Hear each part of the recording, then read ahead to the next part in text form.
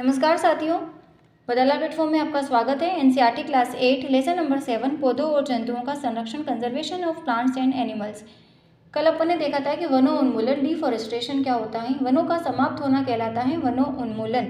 वनों उन्मूलन के क्या परिणाम होते हैं? एक तो मौसम का जो पैटर्न है वो चेंज होता है, और वनों की अगर कमी होगी तो क्या होगा, ह्यूमस का जो निर्माण है उसकी रेट भी कम हो जाएगी, जिससे जो मिट्टी है वो बंजर हो जाती है। और सोइल इरोजन होता है, अपरदन होता है, जिससे क्या होता है, मिट्टी के जो ऊपर वाली लेयर है वो क्या होगी, हट जाएगी और मिट्टी के नीचे कठोर चट्टानें दिखाई देने लगती हैं। और फिर ह्यूमस के निर्माण की रेट भी कम हो रही है, जिससे क्या होता है, जो भूमि है वो डेजर्ट में कन्वर्ट होने लगेगी, मरुस्थल में परिवर्तित होने लगेगी, जिसे क्या कहते हैं, मरुस्थलीकरण, डेजर्टिफिकेशन। तो ये अपने देखा है कि वनों उन्मूलन के क्या परिणाम होंगे, इसलिए अपन को वनों का बचाव करना चाहिए। आगे है अब वनस्पति जात और प्राणी जात, जिसको वनस्पति जात को कहते हैं फ्लोरा और प्राणी जात को कहा जाता है फोना। तो फ्लोरा में क्या होता है कि किसी भी विशेष क्षेत्र, एक स्पेसिफिक एरिया में पाए जाने वाले जो पेड़ पौधे होते हैं उसको कहा जाता है फ्लोरा। अब कौन कौन से होते हैं, एनसीईआरटी ने ये मेंशन कर रखे हैं ये एग्जाम्पल, तो इन एग्जाम्पल से भी डायरेक्ट अपना क्वेश्चन बनता है। फ्लोरा में जैसे साल है, सागौन है, सिल्वर फर्न, अर्जुन, आम, जामुन, ये सभी आते हैं फ्लोरा में। जो भी पेड़ पौधे होते हैं उसको कहते हैं फ्लोरा। फोना में कौन आएंगे, जब सभी जो जंतु होंगे, तो किसी स्पेसिफिक एरिया में पाए जाने वाले जो एनिमल्स हैं उनको कहा जाता है फोना। चिंकारा, चीतल, तेंदुआ, जंगली कुत्ता, भेड़िया। अब ये फ्लोरा और फोना अपन ने देखा है। तो विशेष क्षेत्रीय प्रजाति, एक एंडेमिक स्पीशीज क्या होती हैं कि पौधों एवं जंतुओं की वह स्पीशीज, वह प्रजाति जो किसी विशेष क्षेत्र में ही विशिष्ट रूप से पाई जाती, स्पेसिफिक एरिया में ही वही स्पीशीज विशिष्ट रूप से पाई जाती हैं, तो उसको क्या कहते हैं, एंडेमिक स्पीशीज। जैसे कि पश्चिमी घाट, अब पश्चिमी घाट जैसे कि केरल राज्य वाला आता है पार्ट, पश्चिमी घाट में, पश्चिमी घाट की जो पहाड़ियाँ हैं उसमें विसल नाम की एक भारतीय विशाल गिलहरी पाई जाती हैं, उड़न गिलहरी पाई जाती हैं। तो ये यहाँ से क्वेश्चन बना था, ये विसल जो है क्या है, एंडेमिक स्पीशीज है, और ये भारतीय विशाल गिलहरी है जो सिर्फ यहीं पश्चिमी घाट की पहाड़ियों में ही पाई जाती हैं। ओके, तो ये वाला एग्जाम्पल अपना इम्पोर्टेंट है।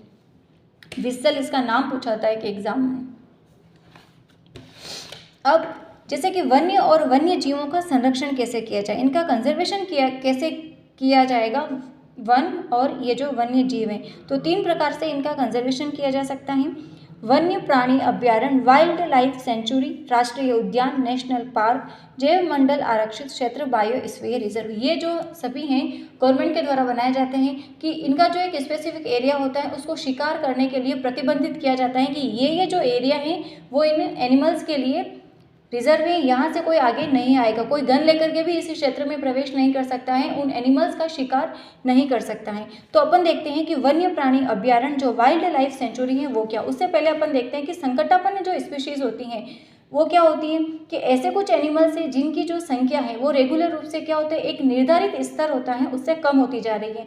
अगर समय रहते ही अगर इनके कंजर्वेशन के अगर अपन उपाय नहीं करेंगे तो वे क्या होगा कि एक बहुत ही कम समय में खत्म हो जाएगी। तो ऐसी स्पीशीज को कहा जाता है संकटापन्न प्रजाति या स्पीशीज। तो इन स्पीशीज को संरक्षित रखने के लिए इन सभी का निर्माण किया जाता है। तो वन्य प्राणी अभ्यारण्य में कोई भी प्रजाति है वो विलुप्त होने के कगार पर है। वन्य प्राणी अभ्यारण्य में सिर्फ जंतु आएंगे, कोई भी प्रजाति है जो खत्म होने के कगार पर है और उसे संरक्षित रखना है, उसको खत्म नहीं करना है, उसके अस्तित्व को बचाए रखना है, उसके लिए ये वाइल्ड लाइफ सेंचुरी बनाई जाती है, केवल जंतुओं के लिए है। यहाँ पर शिकार पर पूर्णतः प्रतिबंध लगाए जाते हैं। अभी एट तक की जो एनसीईआरटी है उसमें इसी प्रकार का दे रखा है, बाकी आगे की क्लासेस में अपन एक्स-सीटू क्या होता है, इन-सीटू क्या होता है, ये सभी अपन स्टडी करेंगे। राष्ट्रीय उद्यान क्या है, तो वनस्पति हैं, जंतु, भूमि, कुल मिलाकर के हम इसमें क्या कह सकते हैं कि पर्यावरण के जो सभी कंपोनेंट्स होते हैं उनको संरक्षण किया जाता है उनका। सतपुड़ा राष्ट्रीय उद्यान है जो सर्वोत्तम किस्म के सागौन, ये जो सागौन होता है टीक, इसकी जो लकड़ी होती है बहुत ही मजबूत और बहुत ही टिकाऊ होती है, लेकिन ये धीरे धीरे खत्म होती जा रही है, लोगों ने इसको खत्म कर दिया है। और विसन जो अभी अपन ने गिलहरी देखी है, भारतीय विशाल गिलहरी, इन दोनों का संरक्षण करता है नेशनल पार्क, राष्ट्रीय उद्यान, जिसमें वनस्पति भी आ गए, जंतु भी आ गए, ऐसी भूमि भी आ गई जिसमें पर्यावरण के जो सभी कंपोनेंट्स हैं उसका संरक्षण किया जाता है। आगे देखते हैं जैव मंडल आरक्षित क्षेत्र, बायोस्फीयर रिजर्व। सबसे पहले जैव विविधता के संरक्षण के लिए बायोडाइवर्सिटी। अब ये बायोडाइवर्सिटी क्या होती है कि पृथ्वी पर पाए जाने वाले जो विभिन्न जीव हैं उनकी प्रजाति, उनकी स्पीशीज, उनके पारस्परिक जो संबंध हैं, पारस्परिक जो संबंध है और जो इन्वायरमेंट से जो उनका संबंध है उनको आरक्षित करना, उनको रिजर्व करना, वो आता है जैव मंडल आरक्षित क्षेत्र में। मतलब कि जैसे अपन भी हैं, अपन को भी अगर एक ही प्रकार का सिर्फ पशु दिखेगा, एक ही प्रकार का कोई भी दिखेगा, अगर हम ही देखेंगे तो अच्छा नहीं लगेगा, है ना। तो बायोडाइवर्सिटी का मतलब कि विभिन्न प्रकार के सारी स्पीशीज हैं, उन सभी का आपस में संबंध है, उसको कहा जाता है जैव विविधता। तो जैव विविधता दिवस भी कब मनाया जाता है? 22 मई को जैव विविधता दिवस में मनाया जाता है, बायोडाइवर्सिटी डे। तो यहाँ से भी क्वेश्चंस बना है। अब इसके एक्ट वगैरह भी हैं जो आगे की क्लासेस में आएंगे बायोडाइवर्सिटी से। तो बायोडाइवर्सिटी क्या होती है कि एक बड़े क्षेत्र का संरक्षण किया जाता है, बड़े क्षेत्र का संरक्षण किया जाता है जिसमें क्या आते हैं? पौधे, जंतु, सूक्ष्म जीव और उस क्षेत्र में रहने वाले जो सांस्कृतिक समुदाय हैं उनका भी संरक्षण किया जाता है। किसी बायोस्फीयर के अंतर्गत ये राष्ट्रीय उद्यान आ सकते हैं, वन्य जंतु अभ्यारण्य शामिल हो सकते हैं। बायोस्फीयर रिजर्व जो हैं वो इसके अंदर ये दोनों आ सकते हैं। एक है एनसीईआरटी में दे रखा है पंचमंडी बायोस्फीयर रिजर्व। तो ये अपन कल की क्लास में स्टडी करेंगे कि पंचमंडी बायोस्फीयर रिजर्व में कौन कौन है, कि बहुत सारे राष्ट्रीय उद्यान वगैरह भी हैं। अब भारत में लगभग 510 से भी अधिक वन्य जीव अभ्यारण्य हैं, 102 तक राष्ट्रीय उद्यान हैं।